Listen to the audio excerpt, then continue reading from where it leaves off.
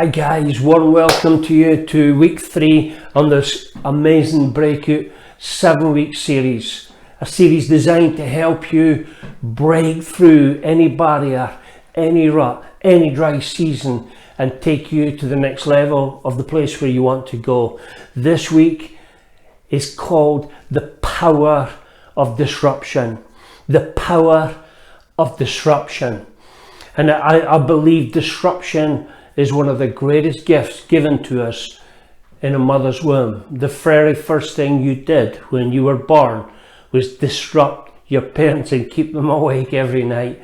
And so I want to run through with you today 7 different disruptors that you face every day in life, and how to see them coming and how to take them out the game long before they come knocking your door, with a new power of disruption that you wake up with every single morning.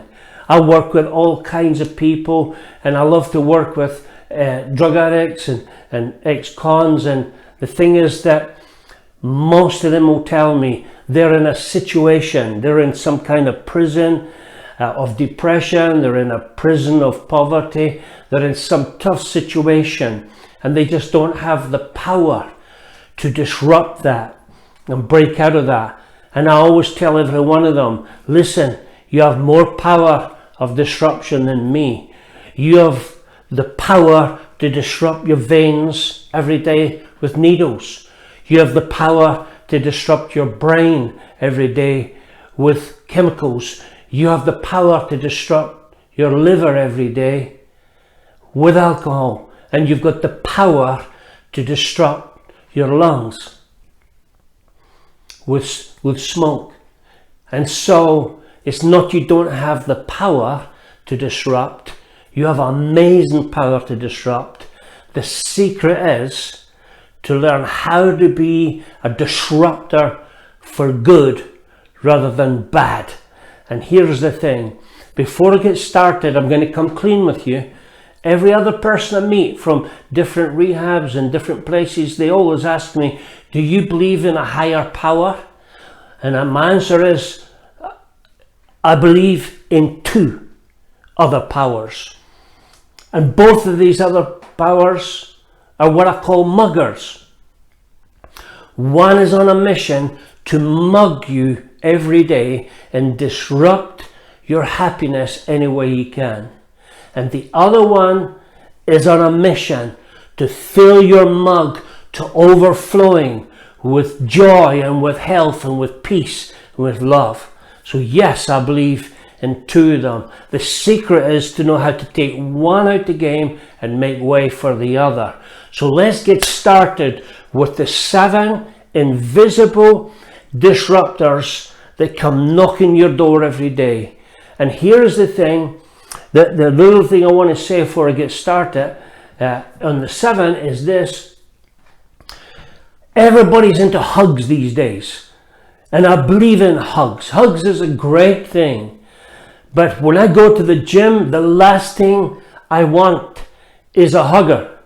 I want someone who's going to kick butt and disrupt the sleepiness, the laziness, and the resistance in every one of my muscles to what I'm about to do. And so I would call these the wounds of a friend.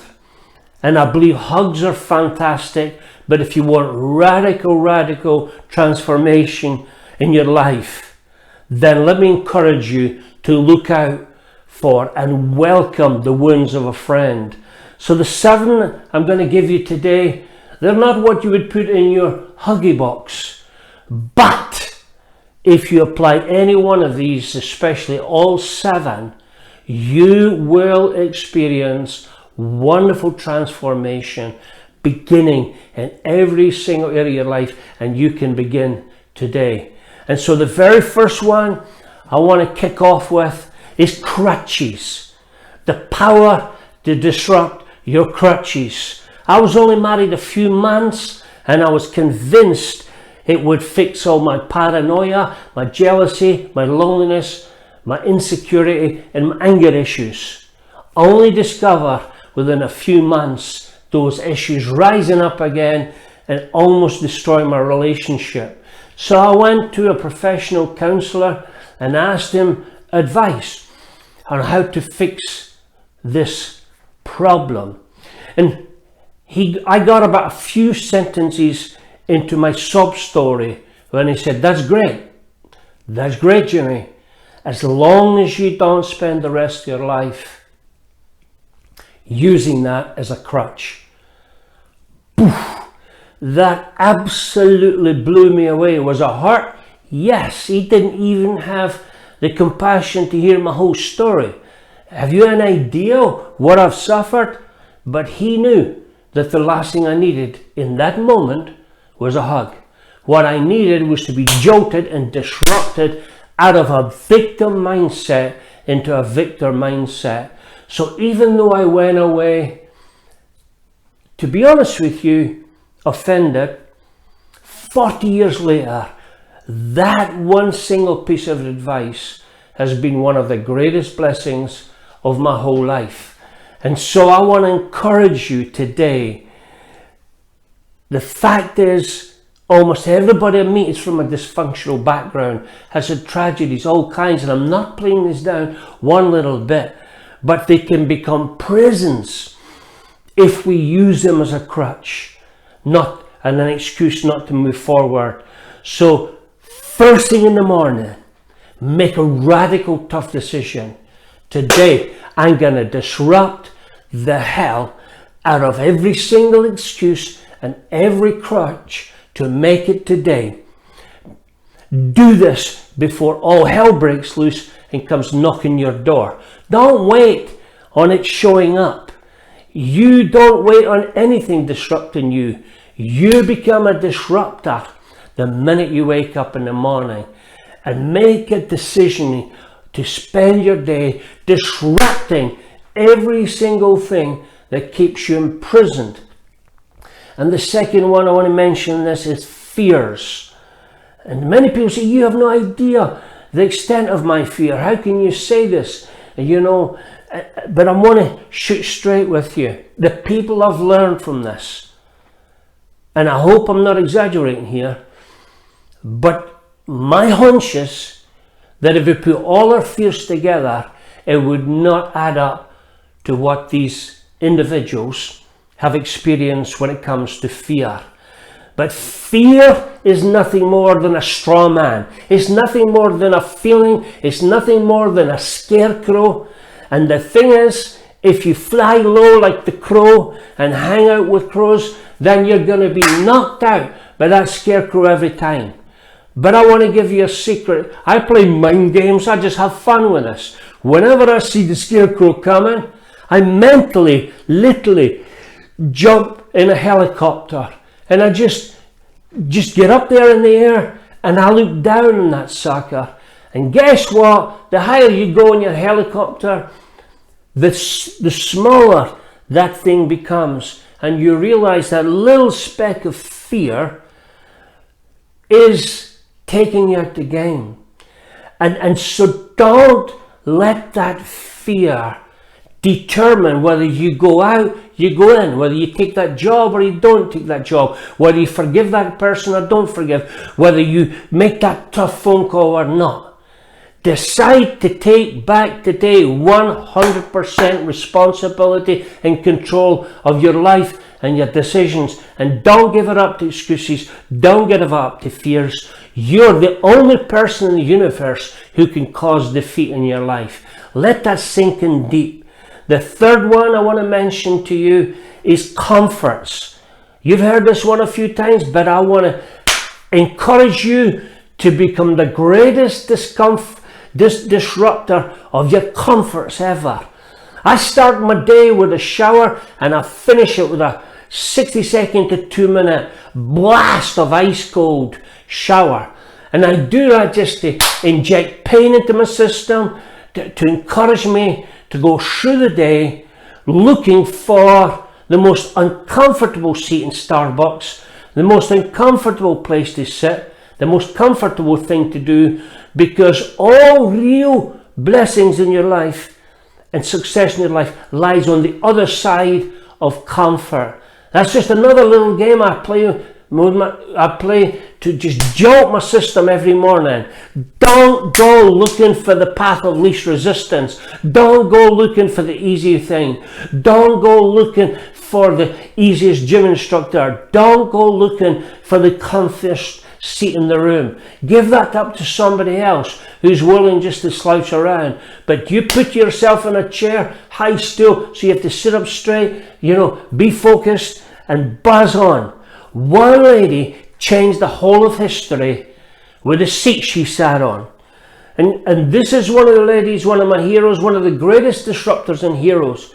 And I'm not belittling anybody's situation, but I'm not sure any one of us have been in a situation where your whole race is in slavery, where you can only walk on a certain side of the road, where you can only play at certain golf courses, where you can only sit at certain tables, where you can only get certain jobs, because most of your race is in slavery and being beaten senseless almost every day in life. You take that situation and put yourself in that situation, because my wife and I were out for a stroll one day, as you do, in a place called Atlanta. We went into a little building. There was a little old organ in the corner. The caretaker was busy. I said, "What's happening here?" He said, "That little organ is where Martin Luther King Jr.'s mother sat and took a bullet in the head." She took a bullet in the head, just one of the blacks that suffered from slavery. And so you imagine the pressure, the impossibility of the situation for this little lady who sat on the wrong seat of the bus. And here's the thing. The gentleman, I said to him, "Is anything important happening here today?" "Yes, we have a special memorial service for a lady called Rosa Parks." I said, "What? You serious? Not the Rosa Parks?" He said, "Yes, but you could spend a few minutes then. We need to get organized for the service." Rosa Parks was so tired getting on a bus one day, and she knew that she was about to pick the biggest fight of her life. She was about to disrupt everything, because blacks had to go back to the back of the bus and stand there. But she had had enough. She sat in the first seat on the bus at the front, and boom, she sparked a revolution in America that ended up with slaves being set free forever. And here's the thing. The reason you and I don't disrupt things, don't do the impossible thing, don't face our fears, is because we know it's not going to be easy. We know there's going to be a battle on. You hammer it in the gym for the first time, you're going to ache for 3 days. We know that. But here's the thing, guys. If you are willing to disrupt that prison that's kept you in the comfort seat, and you're willing to choose the seat, yes, that is going to lead you into a bigger battle. Let me just share something about boxers. I love watching boxers, but boxers don't train and win a battle so they can get a seat in comfort.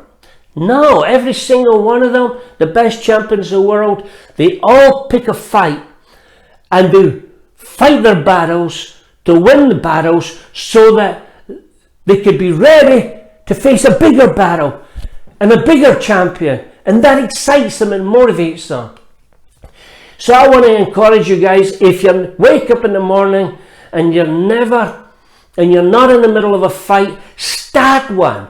Not with your friends, not with your neighbors, not with your boss, but with these 7 suckers that come knocking your every door every day to keep you in that prison. Limitations is the next one. Disrupt every single mental limitation that you put on yourself. You could say, "Oh, well, this guy put it on me, my partner put it on me." No. They said things and you still had the choice to respond. And if we believe when somebody tells you you're a crazy horse, you're a plonker, you're a waster, you're no good, you're ugly, you're fat, if you choose to believe that, you're in trouble. But don't let their limitations be put on you. You were born for greatness, and you're on a mission. You're going to disrupt yourself to greatness beginning today. One lady, another lady who's a massive hero of mine, she grew up in more poverty than most of us put together. Impossible situations, some of your impossible situations, let this encourage you. Let this empower and strengthen you to pick a fight. And so this lady was put out in poverty, and then she decided to stand up for herself. She was put into exile in an African country for many years. She was even put into exile in America. But she didn't give up. She decided to become a disruptor of the evil in our nation. And she became, Ellen Johnson Sirleaf became the first female African president in Liberia, purely and simply because she did not let the fears and the anxieties and all the things that the mugger sent to bind her up take over her life. She rose up inside and released the power of disruption. So blow away every single limitation of what you can do and you can't do today. Just blow it away and step into a whole new world of possibilities today. The next one is procrastinations. Well, people tell me the time, well, I'll do this if that happens, and I'll do this if, I feel like it. I do this if things work out. Hey, that's no way to run a life. You have to decide first in the morning what needs to be done, what you need to do to get up and break through and smash it. Don't wait, what if? What if isn't in charge of your life? You are the person that has the power. You have a greatness inside you, and what is inside you is greater than any scarecrow or any mugger that comes your way. So don't put off tomorrow that phone call, that decision to go to the gym, that decision to go and get some jiu-jitsu training, that decision to go and get some nutrition, that decision to go and read what you need to read or do what you need to do. Don't let procrastination keep you in that cave another day. The sixth one is this, is complaints. You have to disrupt every single ounce of complaint in you. I always say this, blaming is the naming of the weak man's game. Let me say it again. Blame is the name of the weak man's game. And what I mean by that is when you blame somebody else for your troubles and blame some other situation and you spend your life blaming stuff, what you're saying is they have the power to do stuff to you and you don't have the power to do stuff for you. But the truth is you have the power to do things for you if you stop giving situation people the power to do things to you. So have you any idea what complaints does to your mental health? Have you any idea what it does to the cells in your physical body? Do you have any idea what complaints does to your heart rate and the function of your whole being? Do you have any idea what complaints does to your mood? And do you have any idea what your complaints does to the atmosphere of everybody around you? So don't let complaints be what you're known for. Disrupt the hell out that sucker. It's got you nowhere. It's got you into trouble and it's got you into health. It's even got you into depression at times. So instead of buying into complaints, think of something you can do to build somebody up. Of course, every situation is full of rubbish. Every dustbin has rubbish in it. But if you look deep enough, you'll find some piece of gold in everybody to complement or to bless in some way. And the final one is this: pleasures and pain. Pleasures and pain. What if you decided instead of going for the pleasure first, you went for the pain first? I'm thankful to grow up in a tough world, on a tough road, where you had to deliver pints of milk in the ice and snow, 10 in a crate, at a time, 10 and a half, 11 years of age, 5:30 in the morning, dropped off at school at 9 o'clock, stinking of milk, stinking of sour cream.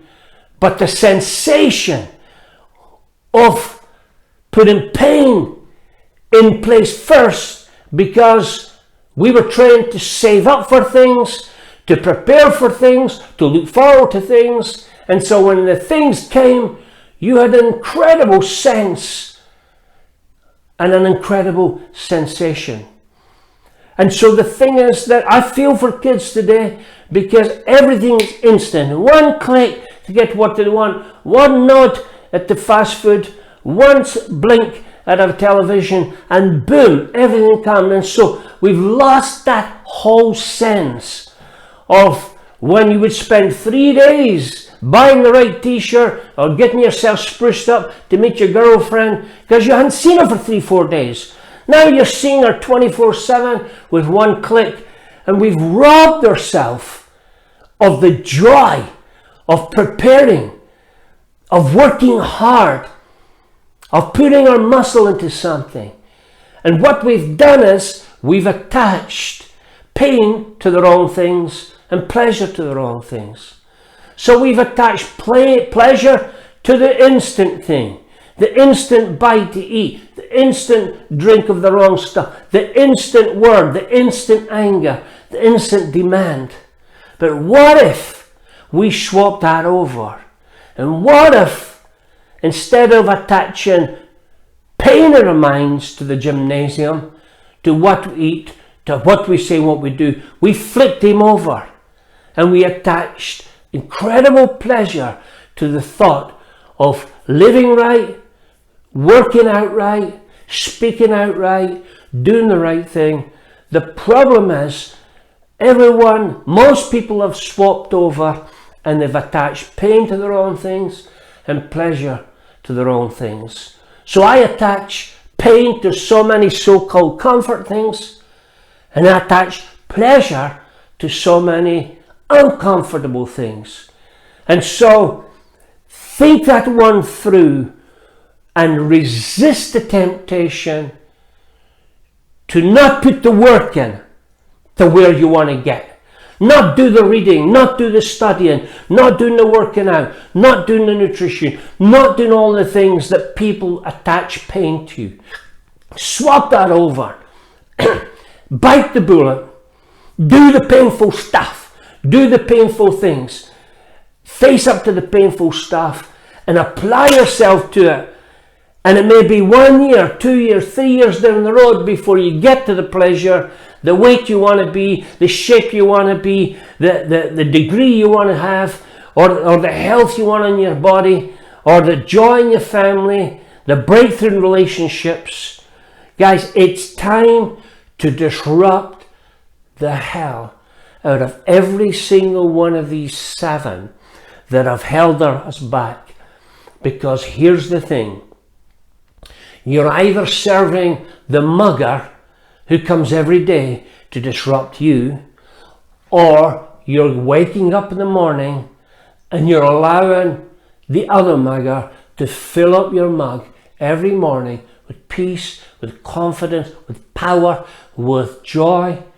And you, long before anybody comes or anything comes to pick a fight with you, you're heading out to pick a fight with the crutches, the fears, the comforts, the limitations, the procrastinations, the complaints, and the so-called pleasures that are keeping you in prison. Guys, choose today to become a disruptor. At primary school, every class, I got the bell for being a disruptor. And in secondary school, I got in big trouble for being a disruptor. I'm still a disruptor. I've just made a switch. There's nothing wrong with being a disruptor.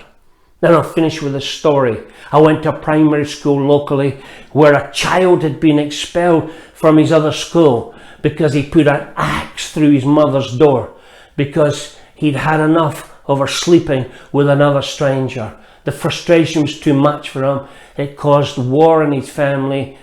and they got him banned from that place and banned from that school and put to another school. When I got to the school, this kid was 8 or 9 years of age, and he was like, he was behaving like the wildest animal. He just sat under the desk the whole time with his claws out, and he was just want to attack and spit on any child that comes by. This is my first day on the job in this, as a chaplain at this primary school in a mining village. I said to the headmaster, what's the story with this kid? Oh, he said, we just leave him.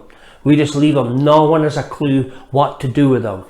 And I knew this kid was brilliant, even though he was seen as the biggest problem in the school. But I knew he had the power of disruption in him. And I appealed to that power. I said, listen, son, when all the children went away, I think he was about 8 years of age or maybe 9. I said, listen, son, I believe you're a genius. And I believe that you put the axe in the door because you wanted to disrupt something that was troubling you. But I'm going to strike a deal with you today because I've got a bigger problem than you. I don't have an assistant pastor here. I got to come here every week, hand out all the pencils, all the books, all the papers, and collect them in without losing any, or I'm in trouble. Now I reckon you're made to be a brilliant assistant leader to me, if you're up for it. He didn't blink an eye, he didn't flicker, I didn't think anything was going in. And so I walked at the room at that point. The following week, when I arrived at the school, I got the shock of my life. He did the most uncool thing young guys do. He met me at the school gates without saying a word, and he took my hand. And he marched with me through the playground in front of all his friends like he was the king of the castle. And when I got into the class, he was handing all the pencils out. He was smiling, sitting beside me like a king. Hand the papers, he collected everything. And the headmaster said, what on earth did you say or do with this kid? And I said, I'm going to be honest with you, I didn't have a clue what to do, but I did an experiment. I appealed to the disruptor that was in him, and I just flipped him from being a disruptor for evil to being a disruptor for good. And every single week I went there, I had to hold the tears back because this kid greeted me at the door with perfect behaviour. And I'm not suggesting this is the answer for everything, it works every time, but I'm saying this to appeal to you. You may feel like that kid. You may feel you want to stay in your cave, stay in your cocoon, stay in your four walls, be under the desk and just protect yourself. And that's understandable because of what some of you have been through. But I want to appeal to you not to allow the mugger to keep you in a world of disrupting yourself and swallowing his disruptions and keeping you under that desk for the rest of your life. I want to encourage you today to make a radical decision to come out from that desk, come out from those four walls, come out from that fear, come out from that depression, and flip that switch inside you from the disruptor of destruction to the disruptor for good. There is a disruptor in you that can bring something to this world to help some kid, some orphan, some needy person, some poor situation. There is greatness and power in you to disrupt all injustice, all suffering, wherever you meet it. Rise up, Royal One, inside and become the disruptor that you were made to be. See you next week, guys. All the best.